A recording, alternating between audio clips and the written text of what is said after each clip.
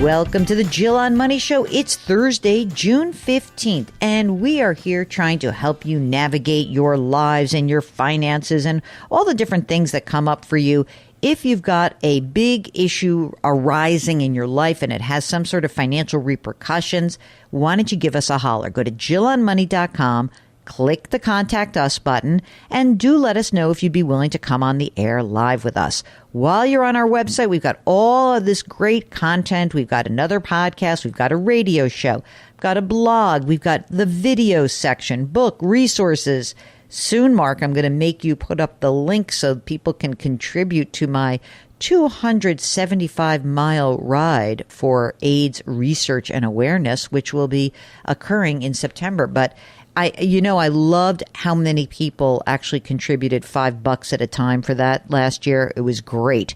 So I'm going to encourage people to do that. I haven't put out my big ask yet, but soon, because it is Pride Month. I might as well do it this month. All right. Today, we are lucky enough to be joined by not one person, but two people. It's a couple. And I suggested that they take pseudonyms of Lucy and Ricky, and they are joining us from Pennsylvania.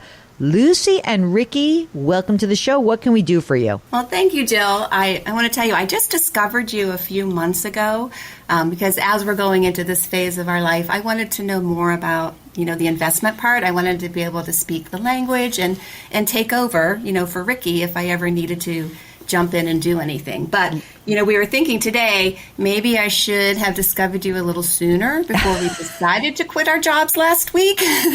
Oh, wait a second. You quit your jobs last week? We quit our jobs last week, yes. Oh, my God. How do you feel? Fantastic. Do you feel free? Yeah. I mean, there are moments of, oh, my God, what do we do? What did we do? Yeah. Or should we have done that? And then of, oh, my God, I don't have to go to work today. But, mostly it's moments of, freedom. That's so great. Well, how old are you guys? I'll be 58 next month, and Ricky just turned 57. Okay. I'm going to presume because you quit last week that you have saved a boatload of money, and I'm excited to hear all about that. So first, let me find out whether either of you is entitled to a pension.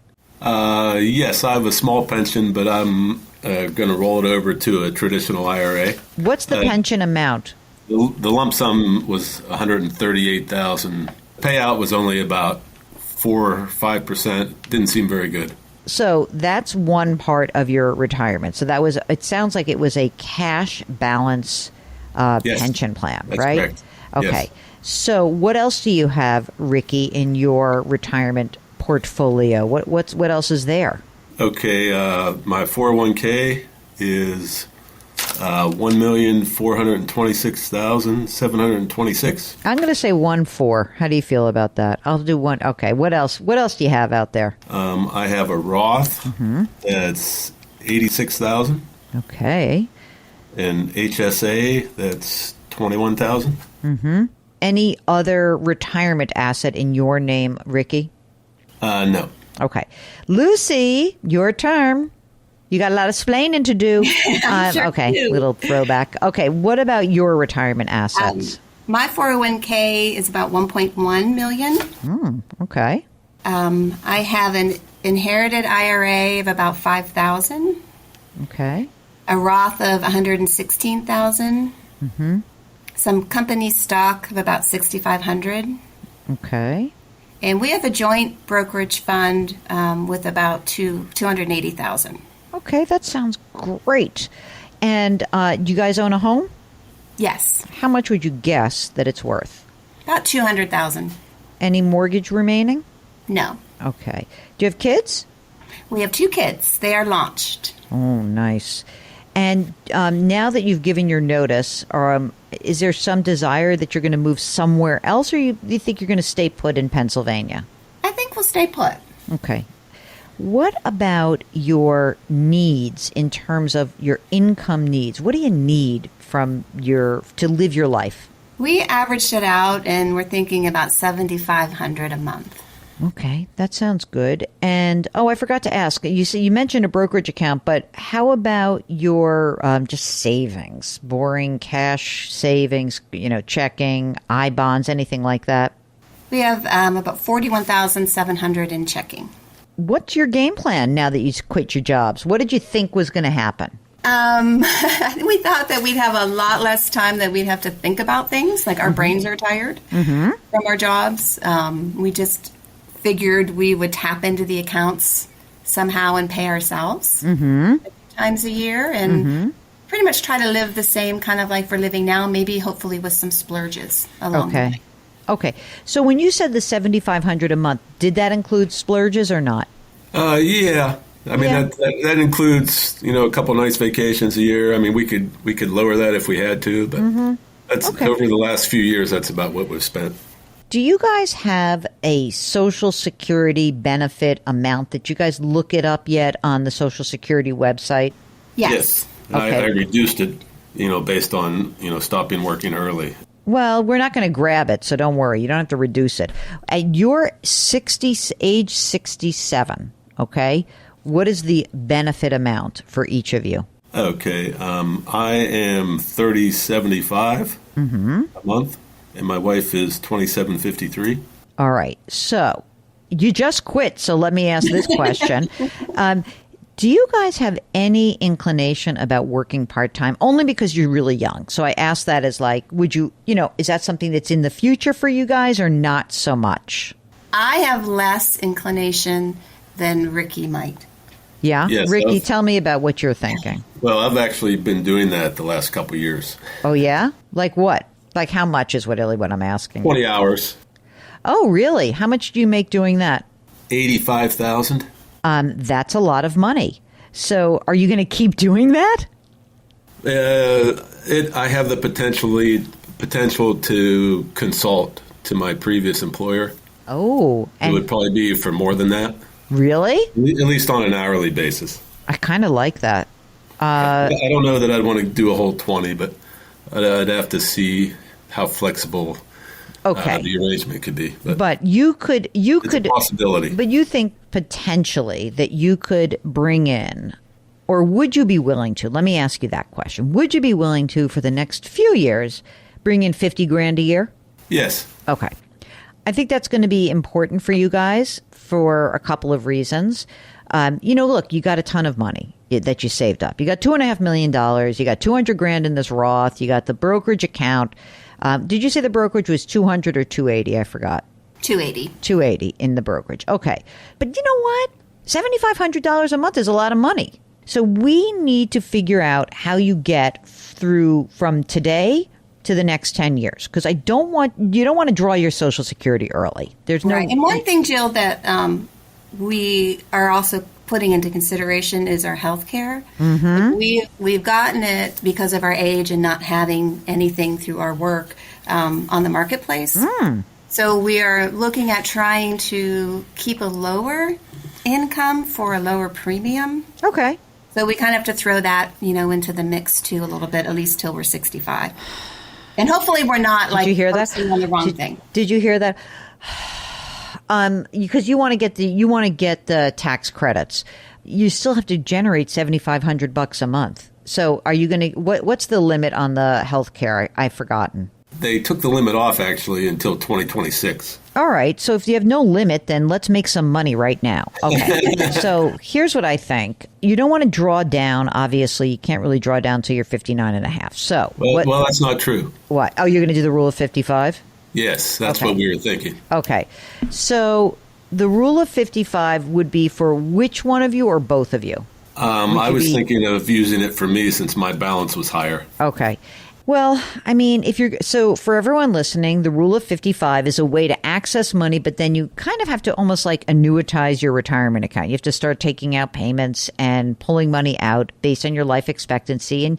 And certainly you can do it. And I don't think it's the worst idea for you guys because you got a lot of money that hasn't been taxed yet. And so we're going to have to pull money out.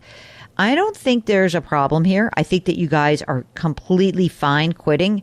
Did you run a lot of these numbers prior to retirement? Or, it's already done. So did you already run these numbers? Or had you just said, like, I have a sense that we're going to be okay? No, I've used some online calculators and tools and ran some numbers. And explored, different withdrawal rates and their success rates. And What did you use for a withdrawal rate, just out of curiosity? around 3 to 3.5%. Yeah, and I think it works at 3. I just did it back of the envelope at 3, and it works. Especially when Social Security kicks in. Right. So I'm exactly right. So I think you guys are fine. I think the interesting part of this is that because you have $2.5 million that hasn't been taxed, I would very much be looking towards pulling money out of these accounts. And, again, yours is larger, Ricky, but you both have a lot of money in these accounts.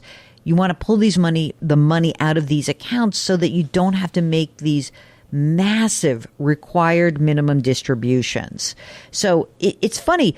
The reason why many people did not use the rule of 55 is they were like, well, I want to control how and when I get my money out of these retirement accounts, and I want to defer that as long as possible. I think now the thinking is shifted in that you want to get the money out because we know the tax rates are low right now. You can't pull so much money out because it'll screw up your marketplace tax benefits, but I wouldn't care so much if you didn't get that. It's more important, actually, for you to get the money out of these accounts than it is that you pay a little extra for your health insurance. I got to be honest. All right? That little extra is actually quite a bit, actually. How much? It's about $12,000 a year. $12,000 extra. Yes, if we would, max out, if we would get no benefit at all. I mean, $12,000 a year is a lot, but I just want to point out that if you have a required minimum distribution in the future of, I don't know, let me just hold on a second. I want to do a quick. You're saying we could end up paying more than. You could end up paying more than that. Exactly right. So let's just pretend you're 75 years old and you have $2.5 million. It's $100,000 you have to take out, in addition to your Social Security, which is you'll have 60 something, 70,000. So now you're in a tax bracket of 22%. And so if you think that you're going to save a ton of money, the difference between, being in the 12 and the 22% is pretty vast. So that's why I said you have to be careful because I don't know where tax rates are going. So you're right. I'm happy to have you get the $12,000 right now, but just understand the risk is tax rates pop on you, and that when you're in the future at 75, you're not at the 22% tax bracket, you're at the 30% tax bracket. You know what I mean? So just bear that in mind. There's some balance between the two. So maybe in the first few years, get that credit, see how you're doing, see how everything's going. But I don't see there being any big issues here. I mean, you can do what you want to do. You've done an amazing job of accumulating assets. You're in great shape. You really are. And I don't think there's not like, oh, I'm scared. Everything's good here. It's totally great, in fact. Ricky's motto through my life has always been, a penny saved is a penny not spent. Now I feel like I'm in the spending, hopefully a little bit in the spending phase. So do you see room for any bigger splurges? Sure. Between now and 65, How about this? Between now and 65, if Ricky's making 50, 60, 70 grand, yeah, absolutely. Absolutely. I mean, if you're working, especially in the early years, look, the money you don't invade early in your retirement is valuable over time. Because again, that time value of money, it's working for you in this way as well. And so that's why if he can work a little bit and you don't have to pull money out, maybe you wait a year before you pull money out and you see where things are.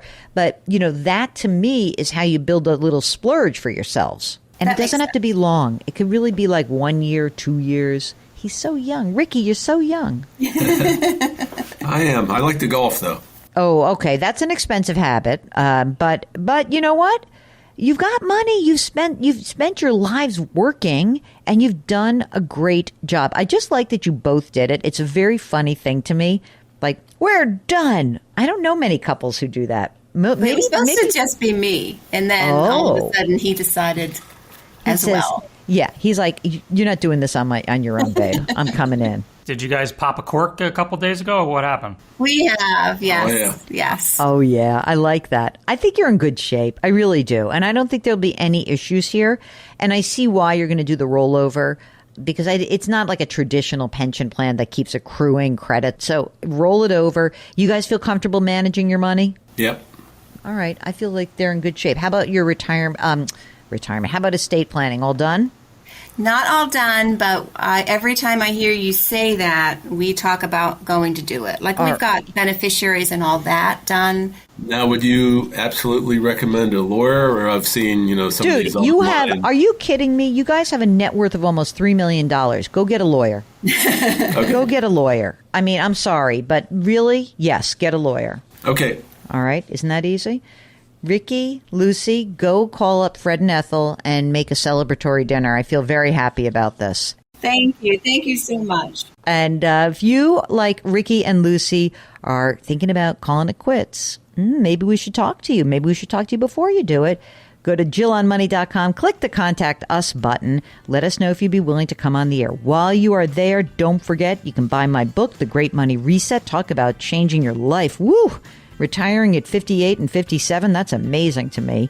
Hopefully, if you read the book, you'll have a little bit more of a way to think about this with some guardrails up. You can also subscribe to our new service. It's called Jill on Money Live, where you have, for $35 a year, access to quarterly live webinars and lots of cool bonus content. I love that. All right. Thank you so much for listening. Please do leave us a rating and review on Apple and put your hands metaphorically on someone's back. Change your work, change your wealth, change your life. Thank you for listening. We'll talk to you tomorrow.